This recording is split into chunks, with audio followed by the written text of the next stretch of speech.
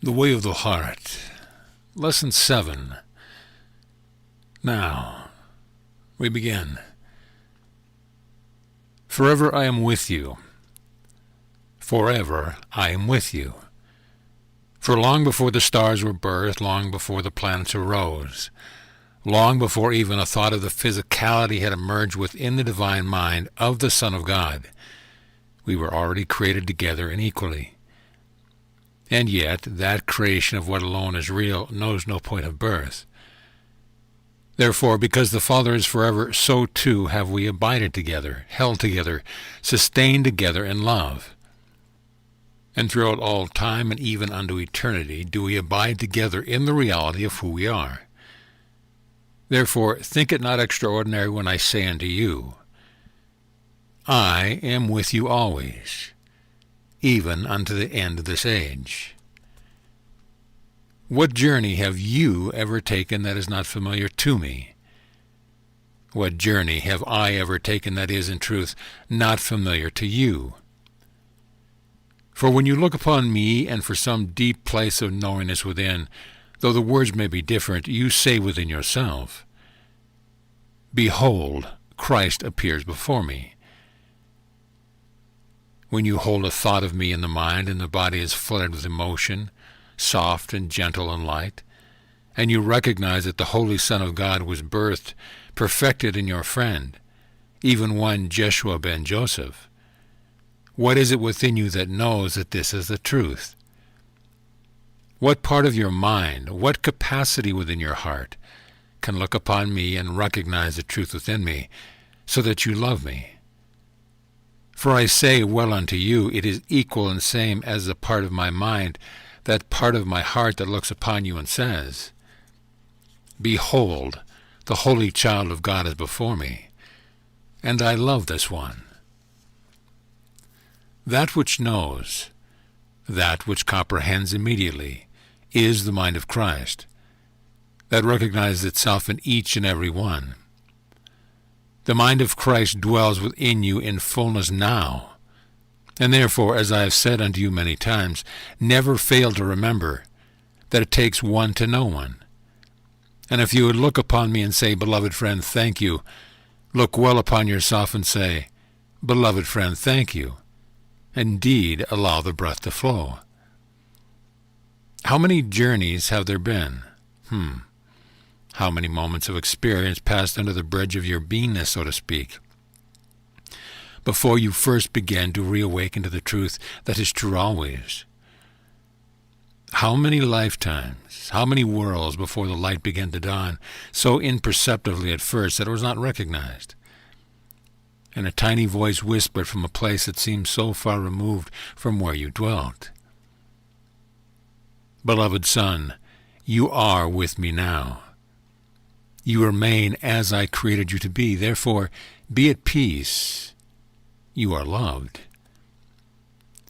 And the voice seemed so far away, so faint, that surely it could not be your own. Surely it was just a moment's fantasy, and in the midst of some journey you paused. And as a raindrop fell and hit the leaf, and your eyes looked upon that experience, you felt and knew that you were one with the leaf and raindrop, and that indeed you were those things. How many moments of experience passed by before these kinds of qualities began to emerge in your consciousness as what seemed to be tiny mad ideas? My God, I just felt myself to be one with all creation. Well, better not tell anyone about that. And off you went. But the moments began to come more often, still perhaps fleetingly, and yet now more familiar. A sense underneath all of the drama, all of the crying, all of the lamenting, all the resenting, all the fearing, all the striving, all the seeking. The still tiny voice would come and say, Beloved son, you remain as I have created you to be. You are loved. You are wholly loving and wholly lovable forever. That tiny voice would steal through the roar and the din that had seemed to make a home within your mind. And rest assured, you would not be where you appear to be in this moment if you had not allowed and already begun to experience many moments that express the quality that I have described to you. of truly hearing the still small voice of the Comforter within.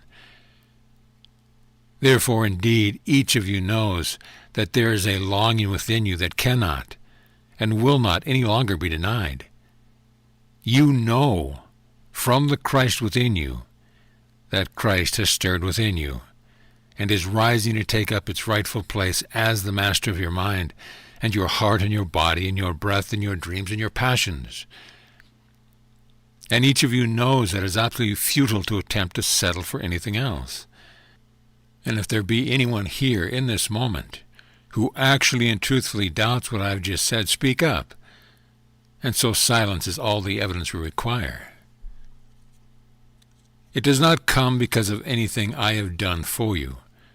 It comes because it must come. It must arise within each created mind, regardless of its journey, regardless of its attempt to deny what is eternally true. That's called the illusion of the dream of separation. It must come, and it is inevitable because Christ will not be denied. Christ cannot be denied because only Christ can express what is absolutely true. Only Christ can so inform the cellular structure of the body that even the simplest of gesture extends love unto another who beholds it. Only Christ knows how to breathe the breath that releases all trauma, all hurt. Only Christ understands the power of true forgiveness, which is always, by the way, forgiveness of oneself, since no one has wronged you at any time. Only Christ can bring a smile to the lips of a body, such that when another looks upon you and sees a smile, their heart is lifted. Only Christ can walk in this world, yet not be of the world. And only Christ can transcend every limited and fearful creation into the beautiful flower and blossoms and gives its sweet fragrance to all of creation. And is it not that which you long to feel moving through your beingness? Is not that call to awaken alive within you? O beloved friends, you know that it is. Love you therefore one another, and love you therefore the self that has been given unto you of the Father. Learn to hear only that voice. Learn to desire only that voice. Learn to follow only that voice that knows the truth that is true always. I and my Father are one, and this world is but a passing shimmer and a dream. It holds no value save that which Christ can bring to it. Only love is real, and anything else is the choice to momentarily believe in illusion. And, oh, rest assured, illusion within an illusory world can seem to hold great power. But all power has been given unto you. All power under heaven and earth is given unto the Holy Child of God, and that power dwells within you as the life of your life, the breath of your breath, the truth of your truth, the beingness of your beingness, and the joy of your joy. And there has never been an illusory creation that has ever in truth threatened it. And no illusion can take reality from you. The only thing that can occur is that you use the power to believe in loss, and all forms of loss that you perceive through the physical eyes or through the worldly mind are nothing more than passing shades of your insistence on believing that loss is possible. All forms of the contraction known as fear are nothing more than temporary modifications of the very power given unto you, a power that you have sought to use to see if it were possible to convince yourself that something beside love is real. But the story is over. The dream of separation is ending. The whole of creation is now experiencing a growing power, if you will, a movement, a momentum that must carry the mind from which creation springs, to a new level, if you will. It's not so much an evolutionary level as a level of recognition, a level of remembrance, a level of returning. And that wave of momentum is alive and has already arisen within your heart and mind. You know it. Stop denying it. Stop questioning it. Stop looking for signs from the world around you that it's okay to feel it. Accept it as a divine gift from your Creator, for the call has gone out. And though many listen, few hear, and fewer still become wholly devoted to responding. Therefore, let your prayer be always, may Christ alone dwell within and as this creation that I once thought was myself. May Christ alone inform each thought and each breath and each choice. May love direct each step. May love transform this journey through time, that in time I might truly know the reality of eternity, the sanctity of peace, the holiness of intimacy, the joy of the Father's love, prior to every breath, and indeed even prior to every thought that arises within the mind. For when you know that you are holiness itself, how could you ever look upon your brother and sister and believe that you have wronged you? How could you ever want to do anything but love them? That is, let the love of Christ flow through you so deeply and so profoundly that they get that you do not believe their illusion. For when you give unto another that which alone is true, because all minds are joined, you have offered unto them the only gift that holds value. When you give another the truth, perhaps even without saying a word, again, because all minds are joined, they recognize what has been offered. The one before me knows the truth of me and is looking right through every one of my attempts to be less than who I am. Therefore I see that it is safe to choose again. And that is when miracles occur. Do not strive to heal this world. Do not do anything to make a show of how much you love another. Give up the concept of being a busy bee, and simply be the presence of love, simply because you know that there is absolutely no value in being anything else, and that, in truth, you have never succeeded at being anything but the presence of love. Each sane moment that you have experienced, each moment of unlimitedness, each moment of genuine intimacy, each moment of grace-filled joy that you have ever known, in whatever form it seems to appear to be bottled before you, has come because you allowed your mind to slip into the sea of peace. And you've merely abided empty, wanting nothing, seeking nothing, merely the presence of what you are.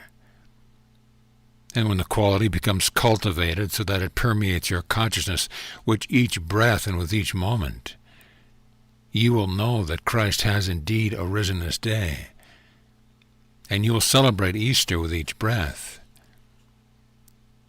What then could ever possibly arise to obstruct the truth that is true always?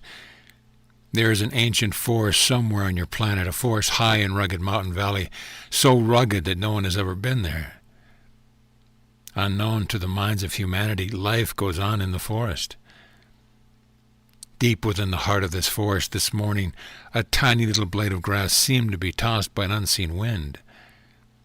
As it is tossed for just a fragment of a moment, so subtle and soft was the wind, that as the sunlight played against the blade of grass, it cast the smallest of conceivable shadows on a stone that lay a little bit away from the blade of grass. No one noticed. The shadow had no effect. The rock didn't even notice. No one on the planet noticed. No one in any of the heavens noticed except me. I needed something to build a story around. That tiny shadow cast by a little blade of grass, momentarily wiggled in the wind in some remote forest, has virtually no effect on the turning of the planet, the creation of new suns, and certainly not one trace of effect on how deeply your Father loves you. That little shadow is when you have given power to it, and it seems to be able to obstruct the truth within you from being lived. For the moment you gave the little tiny shadow power, and that very moment fear was born. And fear is always a contraction away from love. And love makes you smaller than the blade of grass that momentarily seems to cast a shadow and therefore obstructs your recognition of the warmth in the sun that bathes you always. And when you resist healing, when you struggle to do what, as we have been observing you here to do, learning to speak your truth, when you resist healing in ways, you may rest assured that something has occurred just prior to that. And it is your decision to believe that the shadow is all-powerful, that if you heal, if you grow, if you change, If you let Christ live in you, that the little blade of grass and the little tiny shadow it creates for a very temporary moment will come and punish you and crush you. And if you can truly take this story into your being and recognize the utter laughability of such a belief, you will never again fear fear. You will never again allow fear to master you and direct the course of your life. You will indeed learn what it means to trust what is birthed in your heart. And you will arise, and you will go forth without fear, with no story at all. And you will accomplish whatever creativity wishes to express through you. And the whole while you'll know that of yourself you can do nothing, but the Father through you can do anything. Therefore, indeed, what forms of the shadow of that blade of grass are allowing to run and own and possess your soul? Interesting question. There are many forms of that shadow, are there not? There are peers and parents and siblings to please. There are governments to bow down to. There are mates and children that must come first. There are bills to pay. There are desires to check and keep in order. There are activities and statements and behaviors done by others that require at least 7 or 8 hours a day for you to analyze and judge them to death. This world is exhausting, but somebody has to do it. And you thought that it was love that makes the world go round. Trust me, love does not spin and get nowhere. Love created you. Love birthed within you as an individual, at least within the dance of time and space, the power to choose, the power to feel, the power to know, the power to channel light and love, the power to know that something exists within and as you. That's what love has done. And has fear ever created anything remotely like that? So what do you want, creation or mimicry? Peace or the ability to simply drug yourself with triviality? All power under heaven and earth flowing through you with every breath so that your consciousness witnesses not what you do as a maker or doer, but that which the divine is doing through you in each moment, so that you get to marvel at the creativity of the love, the very same love that moves the sun and the moon and other stars. Now that's a delightful pastime. And when your life, this one life, and you only have one life, you might have had many bodies, but you will have one life. When you give that one life wholly, what is called here, with the lock, the stock, and the barrel, when you give it all to being only the presence of love, and if there are any cobwebs in the way of that, let's get on with it and get them swept out of the way. I've got better things to do because the whole of creation is waiting to move through me, and I want to be aware of it. I want my experience, my lived consciousness, to be blissfully absorbed in observing the flow of love through this mystery. You call the body and dare to call your body, as if you know some right to possess it. Give the body to God. God knows how to use it. You don't. When you are in that place, heaven and earth will move to become your servant, not until. Send a conflicted message. Nobody shows up for the dance. And when you move into that place for no other reason than beside that you want it, you will know because you will be the truth that sets all things free. So now you know what the shadow is. Perhaps sometimes you enjoy dancing with it. A great question is, are you going to let the shadow lead or are you going to lead? When your life becomes that, I'm not speaking of perfection as you would consider this. When your life becomes the motivation, that attitude, that declaration, that devotion, then perfection will be witnessed through you. For perfection is miracle-mindedness, in which that which saved times occurs. And when your life becomes that, when you no longer have any conflicted, what is this word? Commitment. When you no longer have any conflicted commitment in your beingness, you will know exactly what the result of my life was for me, because you will be that. Yes, I know what you're worried about. Does that mean that when I get really close, I'm going to have to go through my final initiation of crucifixion? And if I have to do that, will you promise me that they'll at least sterilize the nails? Could I choose the day or the hour? I don't like to get up too early. Huh. You already know what crucifixion is all about. You've done it yourself 1,000,000 times in ways far worse than a mere nail driven through your hand that creates a little twinge of pain. Hell is nothing more than a state of being rutted or stuck in the process of crucifying oneself, which is nothing more than the attempt to murder and destroy what God has created out of love. Stop wasting your energy trying to love God. That won't do it for you. Stop wasting so much energy trying to learn how to love another. That won't do it for you. And for God's sake, please refrain from all attempts to get anyone to believe that you love them. Put the whole of your attention on giving up the patterns of belief from which you have attempted to crucify the self that God made, and placed within you as your very awareness of your existence. Learn to love that self beyond all created things. Learn to nurture that self.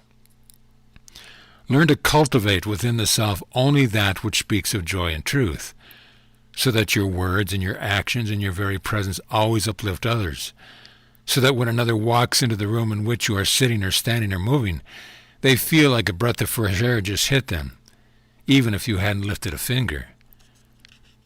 As long as there is a trace of energy within you in which you are striving to get from any perceived thing or object around you, what you are sure you lack inside yourself, you cannot know the love of self. And you cannot experience freedom. Happiness is an inside job. So then what happens? You finally get it right and you decide, okay, what's the little shadow been doing? Little blade of grass, Well, let's take care of that one and that one and that one and that one. How many blades of grass and how many shadows are there within this beingness that seems to be overlaid over the self? Doesn't matter. You're busy birthing Christ. What happens when that finally occurs? First, and listen well, nothing will be unacceptable to you. Well, but does that mean if anybody is not a vegetarian that they are still loved? Does that mean if somebody votes for, what is this one, the man named after the bird, quail? If someone were to vote for quail, does that mean they're not insane, that I can love him? Does that mean that someone who seeks power and therefore creates a war and kills 5,000 women and children, that I can still look upon them and not have my love be disturbed? Does it mean that whatever arrives within this temporary world is really, truly, literally not a problem for me any longer, that nothing is unacceptable? Yes, it doesn't mean you condone it. It means it's no longer unacceptable. For what you can not accept, you will judge. And every judgment is the attempt to murder what you have decided has no right to be. Judgment is the opposite of forgiveness. It lives on the side of the fence with fear. Forgiveness lives on the side of the fence with love, and only love can heal this world. Imagine then, living in a state of beingness in which literally nothing was unacceptable to you, because you knew that the source of your true beingness was far beyond the limitation of anything created in space and time, that even death, which has been created out of the contraction known as fear, that not even death is unacceptable. When I spoke many months ago to this, my beloved brother, who allows me to blend with his mind, said to him, "If you will choose to trust me, I will show you the way to peace." I had to wait for his reply. I could do nothing to take from him the freedom required to become wholly committed to allowing Christ to be birthed where once a useless illusion had reigned. And when I said to him, in your understanding of time, quite some time ago, I will show you how to become the being out of which all creation is arising, so that you will know the truth that sets you free. It raised up within him the most root or fundamental of fears possible. What is that? It is the last to become overcome, the fear of death. For when you are confronted by the truth, you know that everything you have sought to create as a substitute for the truth must die. That is why it is said, the last to be overcome shall be death. Fear of death. Death is allowed that Christ might live. There is no one in this room, listen carefully, there is no one in this room And there shall not at any time be anyone who listens to these words, to whom I have not spoken that promise unto. I will show you the way to the truth that is true always, and set you free. But only you can make the decision to bring the whole of your being to that journey. And all it requires is this much willingness, what you call a smidgen in your world. A smidgen of willingness is all it takes. I know the way home because I have completed the journey, and I will show you the way. With every word that I utter in this form as well as in other forms, my one intent is to reveal the place within you to yourself that is the presence of love that you seek. What if you choose to actually commit yourself to considering and hearing what I'm sharing, and return to the innocence of the child as you contemplated what it would mean in your life? Rest assured, when the journey to the kingdom is completed, the journey within it begins anew. And the bliss and the wisdom and the creativity and the laughter and the friendship, the family, the joy, the serenity, the peace that has been, for the most part, as what can only be seen as surely an impossible dream. These things will become your most ordinary state of being, and yet none of it can occur through any power that can move through me. I can guide you, and I can show you the way, and I can walk beside you on the way that you have chosen. And at times I can carry you my strength until yours is as certain as mine by carrying you. But ultimately you must demand that I put you down so that your feet touch the soil of the kingdom of heaven and you walk under your strength, under your certainty beside me. And you will indeed find in that day and hour that I will as often ask you, how do you think we could do this? What would you like to create with me, as you ask it of me? And then indeed we are brothers and brother and sister and brother, friends dancing and playing in the kingdom prepared for us of our Father. One little shadow cast by a tiny blade of grass is all that seems to prevent you from coming wholly to where I am. And if you tarry yet a little longer, it's okay. You see, you cannot prevent me from knowing the truth about you and loving you. And when you are in love, when you are so immersed in simply loving, isn't it true that you have no sense of time at all? There's no sense of effect disturbing your peace. You're just what you call swaying to the music. You are loving, and your wholeness grows even more holy. Therefore, indeed, love one another as I have loved you. For the Father has first loved me, that I might show you the truth of what love is, and the reality of your beingness. And I will not cease in doing this, regardless of how long you choose to tarry, for love is indeed patient and kind. Love is not deluded, and love does not allow delusion.